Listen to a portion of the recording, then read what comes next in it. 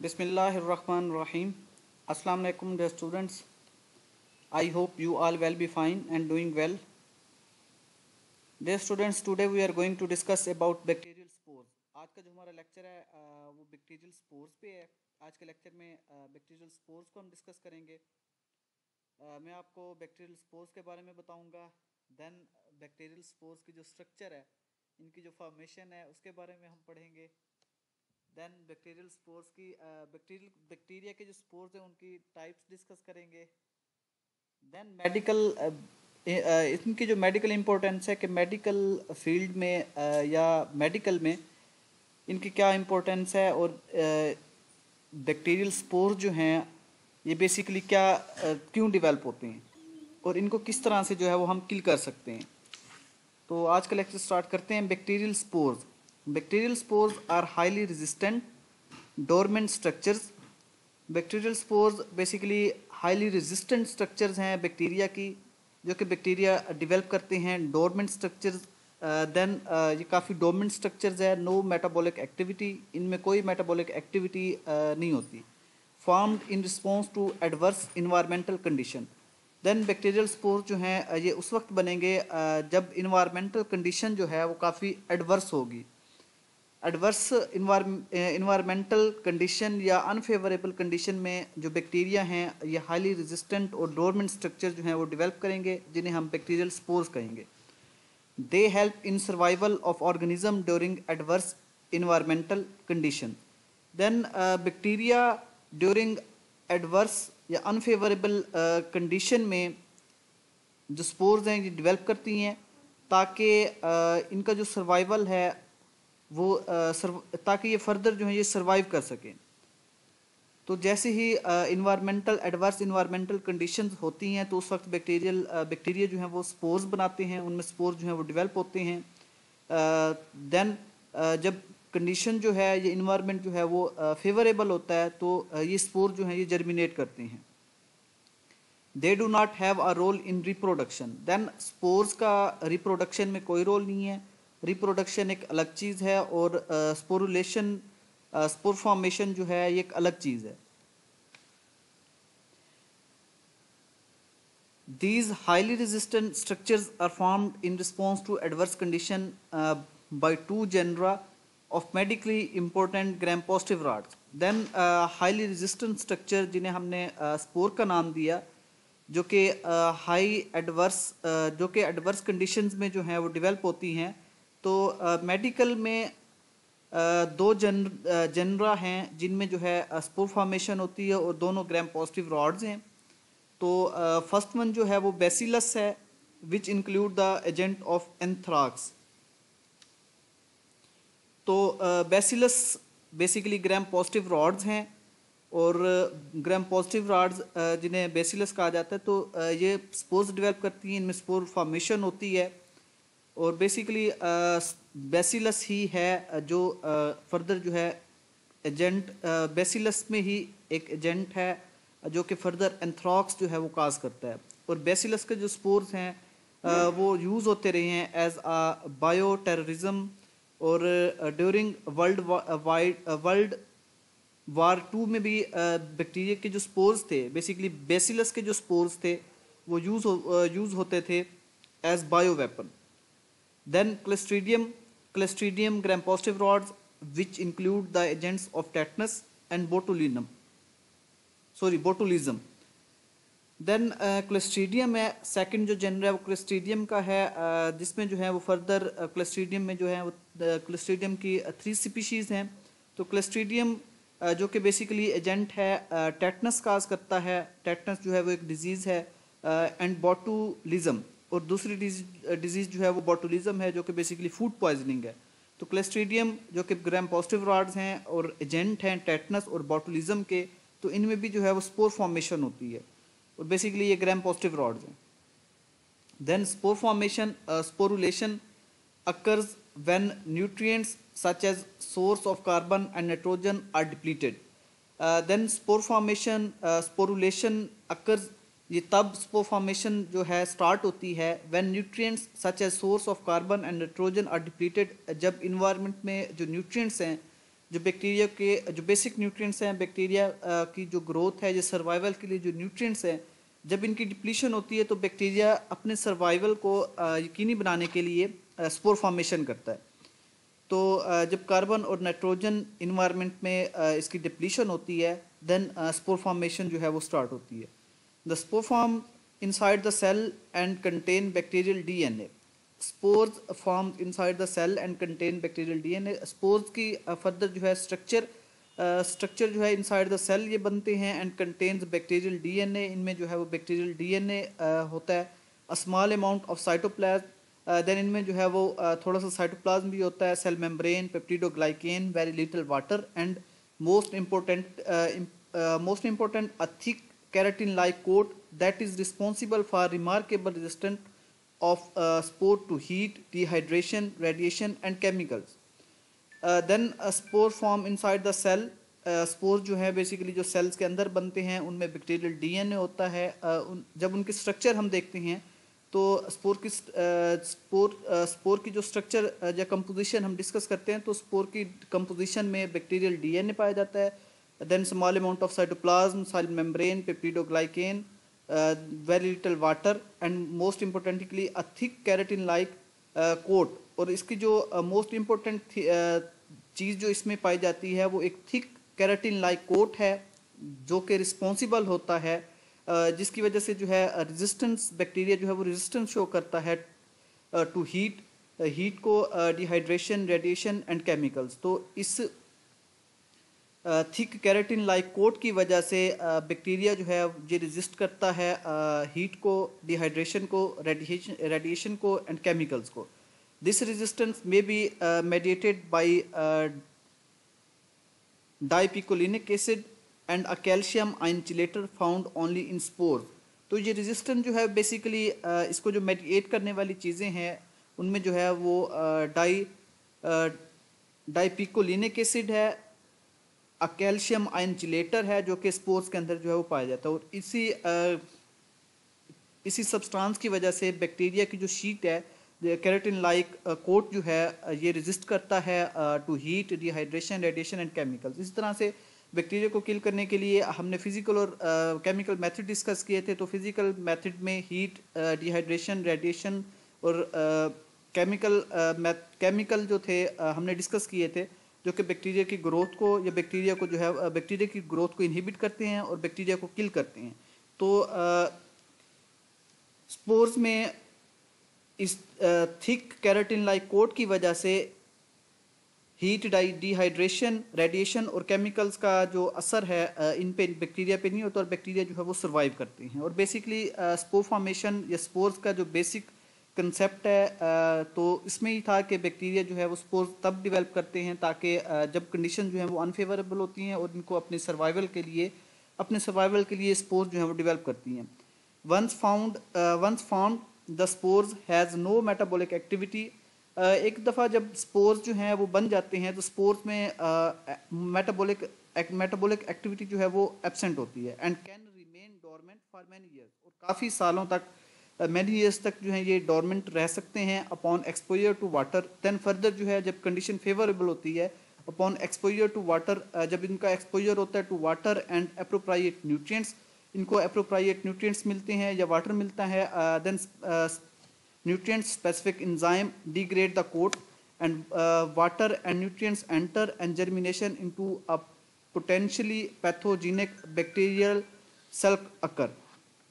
then जब इनका exposure होता है वाटर पे या एप्रोप्रिएट न्यूट्रिएंट्स पे और स्पेसिफिक इंजाइम्स देन डिग्रेड करते हैं इनके कोट को, उनमें जो है देन वाटर ऐड होता है, न्यूट्रिएंट्स जो है वो एंटर होते हैं एंड जर्मिनेशन जो है वो स्टार्ट होती है into potentially pathogenic bacterial cell. Then इससे जो है वो जर्मिनेशन होती है स्पोर से और फर्दर जो है स्पोर जो है वो कन्वर्ट हो जाता है एक पैथोजेनिक बैक्टीरियल सेल में।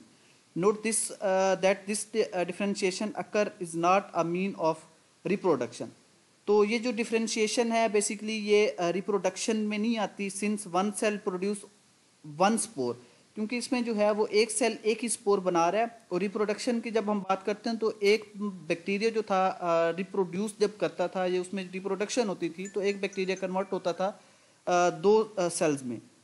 that germinate into one cell. The medical importance of spores lies in their extraordinary resistance to heat and chemicals. Then medical importance spores की जो है इनकी extraordinary resistance है to heat and chemicals. ये heat and chemicals को जो है वो resist करते हैं as a result of their resistance to heat. और इनकी जो resistance है to heat and heat को जो है ये resistance heat के against resistance show करते हैं. Sterilization cannot be achieved by boiling. Then sterilization जो थी जो कि बेसिकली कंप्लीट इरेडिएशन थी. स्टीरिलाइजेशन का बेसिकली जो प्रोसीजर था हमने डिस्कस किया था. तो स्टीरिलाइजेशन में जो था ऑल टाइप्स ऑफ बैक्टीरिया या माइक्रो ऑर्गेनिज्म जो थे उनकी हमने किलिंग की थी. तो sterilization can not be achieved by boiling.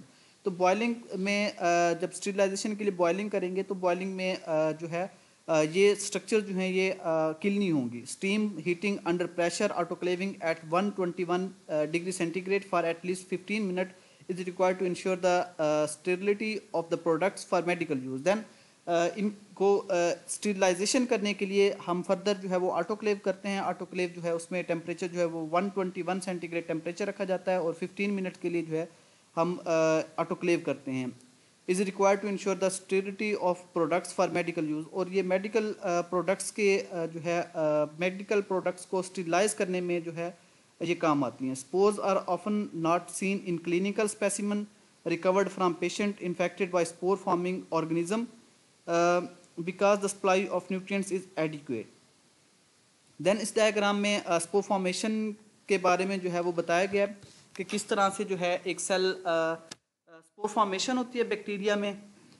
तो बेसिकली फर्स्ट जो सेल है वो वेजिटेटिव सेल है. देन वेजिटेटिव सेल में जो इसकी सेकंड स्टेज है, सेकंड स्टेज पे एक सेप्टम जो है वो डेवलप होता है जिससे बैक्टीरिया का जो डीएनए ये न्यूक्लियर मटेरियल है उसमें जो है डिवीजन होती है और उसका छोटा सा पार्ट जो है वो साइड पे हो जाता है. तो बेसिकली जो सेल डिवीजन है वो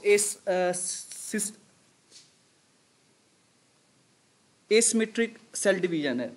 एसिमेट्रिक सेल डिवीजन बेसिकली ऐसे सेल डिवीजन को कहते हैं जो कि कहीं पे भी जो है वो हो सकती है, जिसमें जो है वो इक्वल सेल डिवीजन के बाद इक्वल साइज के जो हैं वो सेल्स डेवलप नहीं होते. तो इस डिवीजन को हम सिमेट्रिक सेल डिवीजन कहेंगे. देन थर्ड स्टेज है. थर्ड स्टेज में फोर स्पोर इंगल्फमेंट होती है. देन 4 स्पोर डेवलप होता है मदर सेल से. देन फर्दर जो है फोर्थ एंड फिफ्थ स्टेज में जो है स्पोर कॉर्टेक्स बनता है और कोट सेंसिसिस होती है. देन फर्दर जो है सिक्स्थ एंड सेवन्थ स्टेज में स्पोर मैचुरेशन है एंड मदर सेल लाइसिस है. स्पोर जो है इसकी मैचुरेशन होती है और देन फर्दर जो है mother cell lysis, mother cells की जो है वो लाइसिस हो जाती है. देन लाइसिस होने के बाद जो स्पोर बनता है तो स्पोर जो है वो बाहर रिलीज हो जाता है जो कि highly resistant and dormant structure है.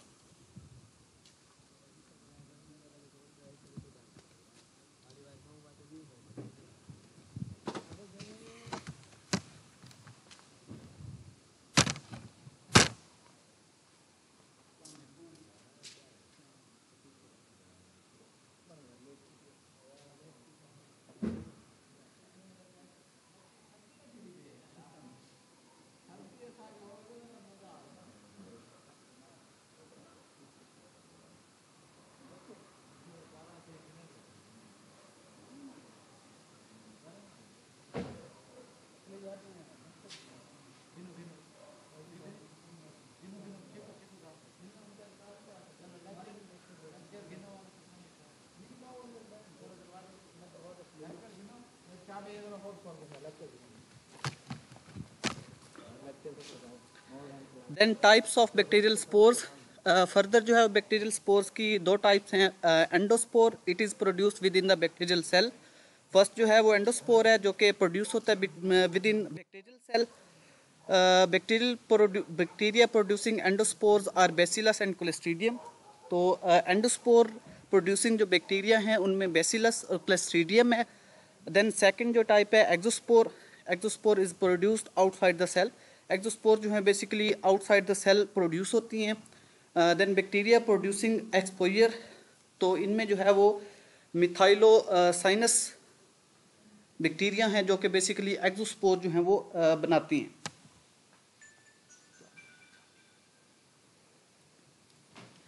Then important feature of spore and their medical implication. Then further हम डिस्कस करेंगे इम्पोर्टेंट फीचर्स के बारे में, स्पोर्स के इम्पोर्टेंट फीचर्स को डिस्कस करेंगे एंड देयर मेडिकल इम्प्लीकेशंस, और उनका जो मेडिकल इम्प्लीकेशन है ये हम डिस्कस करेंगे। Highly resistant to heating, spores जो हैं वो हाईली रेजिस्टेंट हैं टू हीटिंग, हीट को जो है वो हीट के अगेंस्ट रेजिस्टेंस शो करते हैं। Spores are not killed by boiling, तो बॉइलिंग से जो है वो स्पोर्स किल नहीं होते, but are killed at 121 degree centigrade, बल्कि इनको किल करने के लिए जो टेम्परेचर है वो 121 डिग्री सेंटीग्रेड रखा जाता है, जो कि बेसिकली जिसे हम ऑटोक्लेविंग का हमने नाम दिया था, और 15 मिनट्स के लिए 121 डिग्री सेंटीग्रेड टेम्परेचर जो है वो हम मेंटेन करते हैं, जिससे बैक्टीरिया जो है बैक्टीरिया की जो हाईली रेजिस्टेंट स्ट्रक्चर स्पोर है इसकी डिस्ट्रक्शन होती है। Then medical supplies must be heated,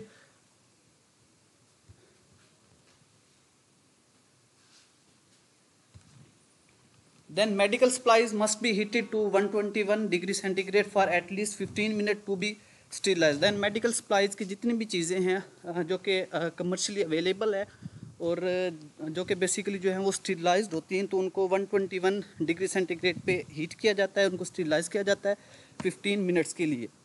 then highly resistant to many chemicals including most disinfectants due to thick keratin like coat of spore। then only solution designed as sporicidal will kill the spores।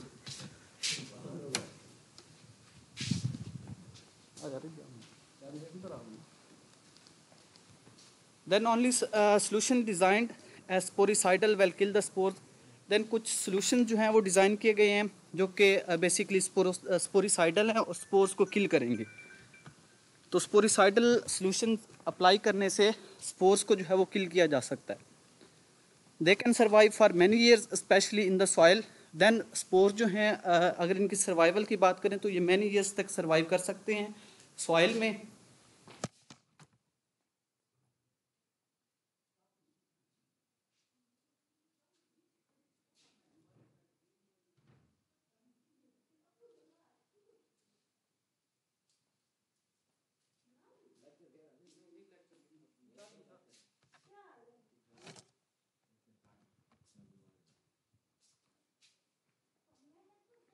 Then wounds contaminated with soil can be infected. तो ऐसे ज़ख़म जो कि basically contaminated होते हैं with soil, ऐसी मिट्टी से जिनमें स्पोर्स होते हैं, can be infected with spores and cause disease. तो उससे जो है वो डिजीज़ डेवलप होती है, such as tetanus, Clostridium tetani, जिसका जो कॉक्सिव एजेंट है वो क्लोस्ट्रीडियम टेटनी है। तो क्लोस्ट्रीडियम टेटनी की वजह से टेटनस जो है वो डेवलप होगा, टेटनस की जो डिजीज़ है ये प्रोड्यूस होगी। और आपने टेटनस जो है बेसिकली एक्सीडेंट्स में जो है एक्सीडेंटल केसेस हैं, लाइक अगर रोड पे जो है वो एक्सीडेंट होता है तो उसमें जो है वो क्लोस्ट्रीडियम टेटनी जो है जो कि कॉक्सिव एजेंट है टेटनस का, तो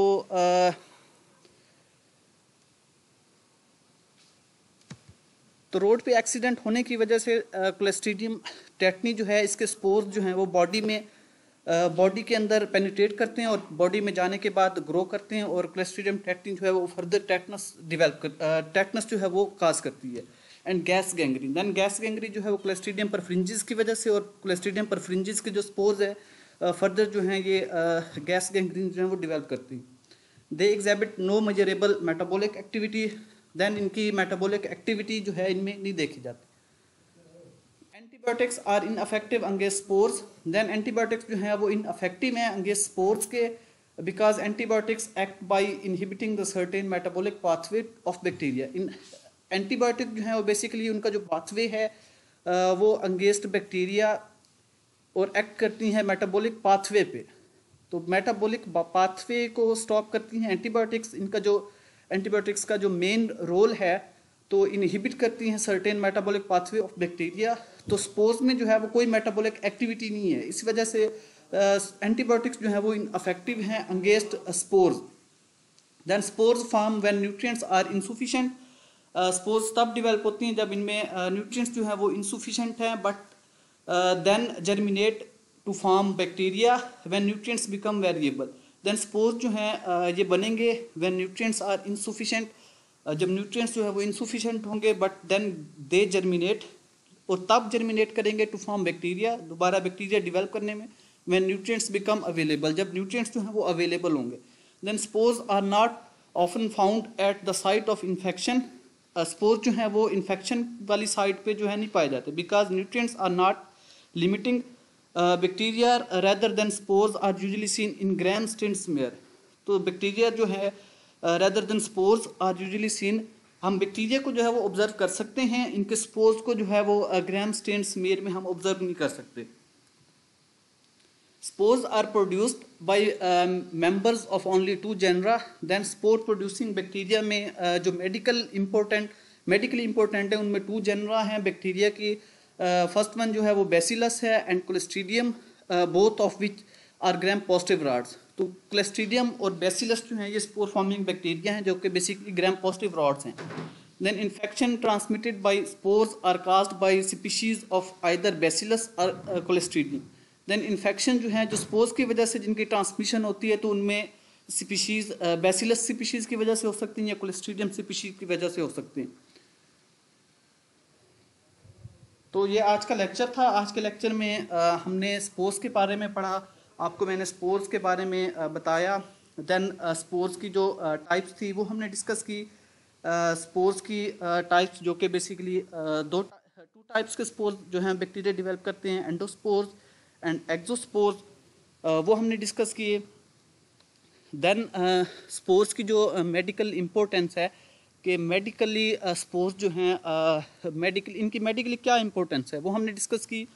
देन स्पोर्स की जो डिस्ट्रक्शन थी या इनकी जो कंपोजिशन थी, बेसिकली स्पोरुलेशन का जो प्रोसेस था वो हमने डिस्कस किया कि किस तरह से जो है वो एक बैक्टीरियल सेल जो है वो एक स्पोर जो है वो स्पोर की उसमें फॉर्मेशन होती है, तो वो हमने डिस्कस की। Then medically important spore forming bacteria जो थे उनके बारे में मैंने आपको बताया। तो basically gram positive rods Bacillus and Clostridium. तो बेसिलस एंड क्लोस्ट्रीडियम जो हैं ऐसे बैक्टीरिया हैं जिनमें जो है वो स्पोरुलेशन होती है और स्पोर फॉर्मेशन होती है। देन स्पोर फॉर्मेशन की वजह से अपने स्पोर्स की वजह से फर्दर जो है ये डिजीज़ काज करते हैं। क्लोस्ट्रीडियम जो है बेसिकली बोटुलिनम काज करती है एंड टेटनस काज करती है। और सेकंड टाइप जो है बेसिलस की, तो बेसिलस जो है वो एंथ्राक्स काज करता है।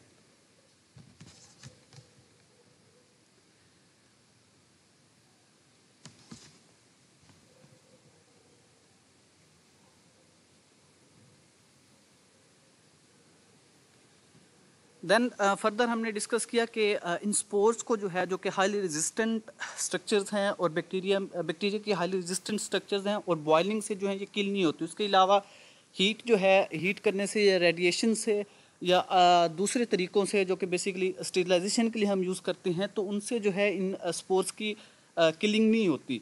तो इन स्पोर्स को किल करने के लिए जो है वो हम एक स्पेशल जो है वो टेक्निक जिसे हमने ऑटोक्लेविंग का नाम दिया, तो ऑटोक्लेविंग से जो है हम इनकी डिस्ट्रक्शन कर सकते हैं। और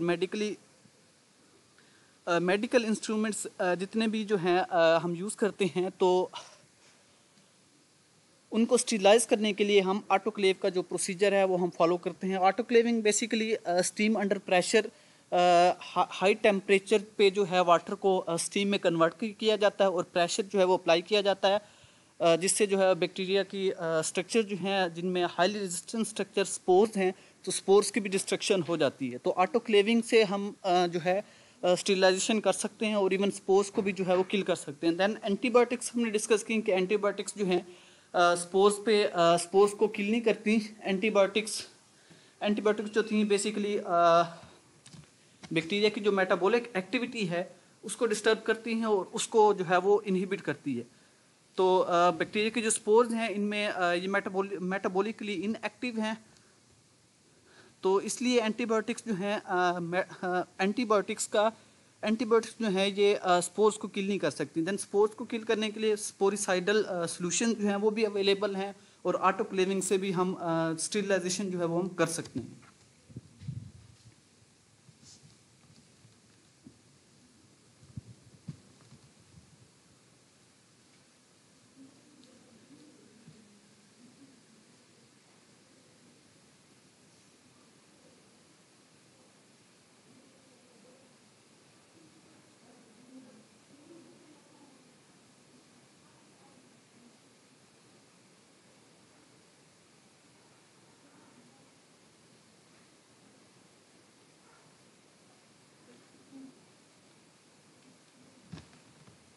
तो ये आज का लेक्चर था।